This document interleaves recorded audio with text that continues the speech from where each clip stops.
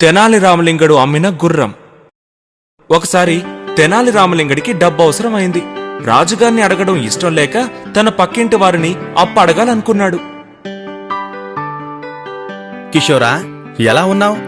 నాకు 100 బంగారు కాసులు అప్పివ్వగలవా? నేను 1 నెలలో తిరిగిచ్చేస్తాను. దానికేం భాగ్యం? నీకు లేకుండానా? 100 బంగారు కాసులిస్తాను, 50 కాసులు వడ్డీ. 1 నెలలోపు ఇవ్వకపోతే నీ గుర్రాన్ని అమ్మి వచ్చే డబ్బులు మొత్తం నాకివ్వాలి, సరేనా? రామలింగడి గుర్రానికి 300 బంగారు కాసులైనా వస్తాయని కిషోర్ తలచాడు. సరే కిషోరా, నువ్వు చెప్పినట్లే చేస్తాను. చెప్పినట్టుగా రామలింగడు కిషోర్కి డబ్బు చెల్లించలేకపోయాడు. అందువల్ల ఇద్దరు గుర్రాన్ని అమ్మడానికి సంతకు వెళ్లారు. అక్కడ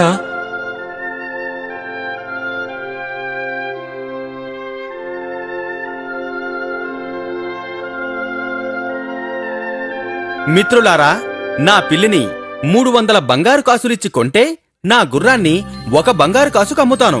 ఎవరికి కావాలి?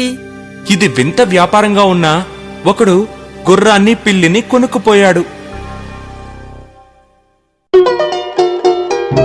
ఇదిగో కిషోర్, నీకు చేరవలసిన 1 బంగారు కాసు.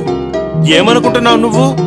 నీకు నేను 100 కాసులిచ్చాను, 50 కాసులు వడ్డీ. అవేవీ ఇవ్వకుండా 1 కాసు మాత్రం ఇస్తున్నావు. నిజమే, కాని నువ్వేమన్నావు?